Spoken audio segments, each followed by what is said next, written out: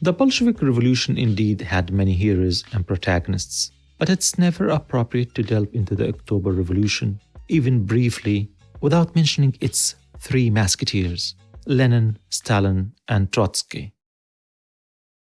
We have finished off Lenin and Stalin, and now it's time for the third hero of our story, Leon or Lev Trotsky. Like the previous two comrades of the revolution, Trotsky wasn't his birth name.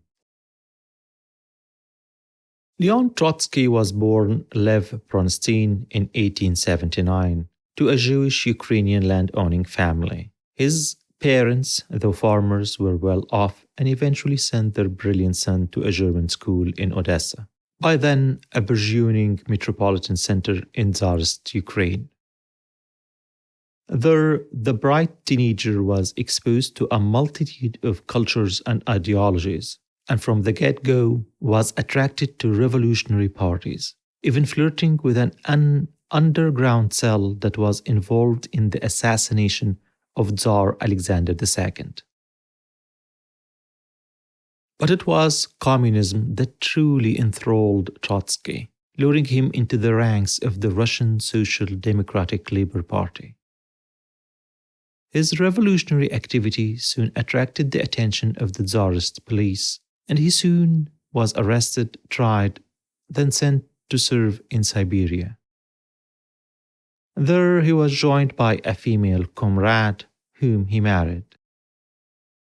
While in Siberia, Trotsky carried on reading Marxist and communist texts until he came across Lenin's writings, and soon he admired his ideas and arguments. Encouraged by his wife, Trotsky escaped Siberia and went to Europe to find Lenin, and indeed met him in London. Though young and essentially in awe of a giant like Lenin, Trotsky didn't follow the socialist revolutionary when he split the Russian Socialist Party into the Bolshevik and the Menshevik factions. Trotsky even sided with the Mensheviks on several issues and opposed Lenin's increasingly authoritarian way of thinking and policy. Lenin believed that the Bolshevik vanguard should lead the masses until they were ready for democratic participation.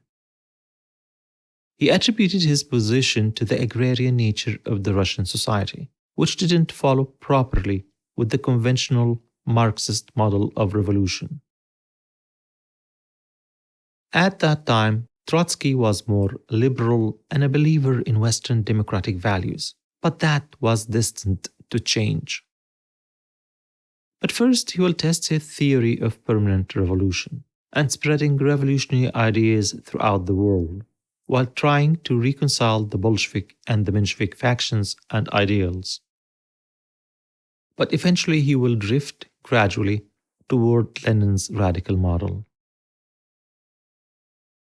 Trotsky stayed in Europe till the eruption of the 1905 revolution, when he immediately rushed to St. Petersburg, the center of the revolution at the time.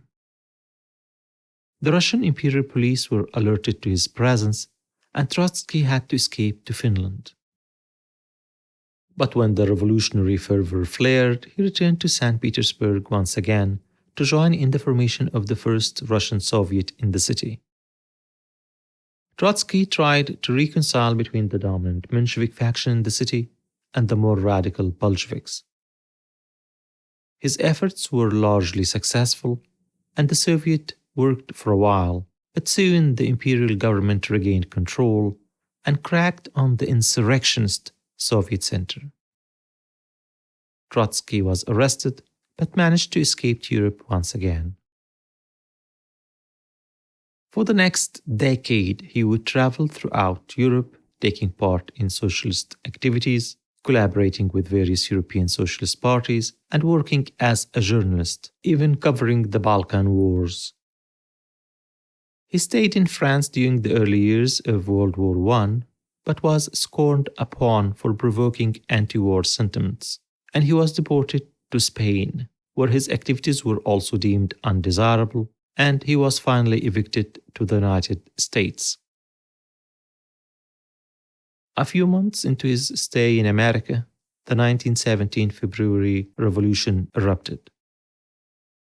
He tried to return to Russia but was detained by the US authorities for a while, since the new interim government in the capital, St. Petersburg, now called Petrograd, seemed unwilling to repatriate him. But due to pressures from the Bolshevik elements in the government, Trotsky was finally allowed to return home. Now, Trotsky was more hardened and pragmatic than his younger self. Soon he shifted his positions to the Bolshevik side and immediately served as Lenin's lieutenant in the party. He would eventually help plan the October coup or revolution of the same year. Trotsky and Stalin would turn out to be Lenin's major force in coercing the other members of the party into joining the coup that would successfully topple the interim government and seize power in Petrograd. Trotsky played a very important role in this critical period of the revolution. First, he was appointed as the Commissar for Foreign Affairs to conduct the peace negotiations with the Germans. The position of Commissar was similar to minister, but in a more communist sense. He was like the envoy of the people, rather than a minister employed by the government or a sovereign. Trotsky would lead the difficult Brest-Litovsk negotiations with the Germans. But with the eruption of the Russian Civil War and the rapid advancement of the German troops into Russia, Lenin agreed to mind-boggling concessions to the Germans to direct the Bolshevik efforts wholeheartedly toward the ongoing civil war against the Whites. Huge swaths of Russian land were ceded to the Germans, to the extent that Petrograd's position as the nation's capital became untenable, and the Bolsheviks had to transfer the government headquarters to the old capital, Moscow. Trotsky resigned from his post as the top foreign policy maker and was immediately appointed the Commissar of Army and Navy Affairs. The civil war that lasted for almost 5 years saw the meteoric rise and decisive role of Trotsky in the success of the Bolshevik Revolution and their eventual control all over Russia and the rest of the territories that had seceded after the fall of the Tsar. With his charisma and fiery speeches, Trotsky rallied the masses to the Bolshevik cause and raised the Red Army almost from scratch, then led the troops through many important encounters against the White Army.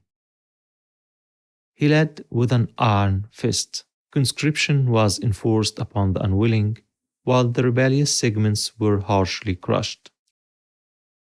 Many atrocities were executed under his watch, and more often than not, Trotsky would issue orders that ran counter to his previous democratic convictions.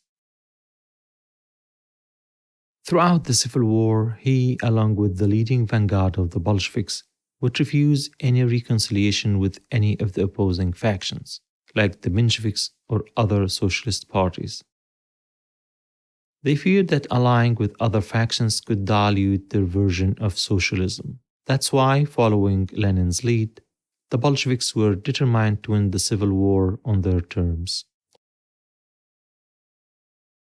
Lenin's other lieutenant, Joseph Stalin, was also scoring his own successes. Still, he wasn't as noticeable as the hugely popular and successful Trotsky, especially on the battlegrounds. That's why on a couple of occasions, Stalin intentionally bungled Trotsky's war effort. The most prominent incident was during the failed invasion of Poland. Trotsky's success on the battlefield and popularity owing to his fiery speeches would also put Lenin on guard. To balance out Trotsky's influence, Lenin appointed Stalin as the secretary of the party, now renamed the Communist Party. 2 years after the Bolsheviks won the Civil War, Lenin suffered a series of strokes and finally died in 1924. And it's during that most critical period that Stalin managed to invoke the fears and envy of the other members of the party's Politburo, and that's the most influential political bureau, toward Trotsky's meteoric rise.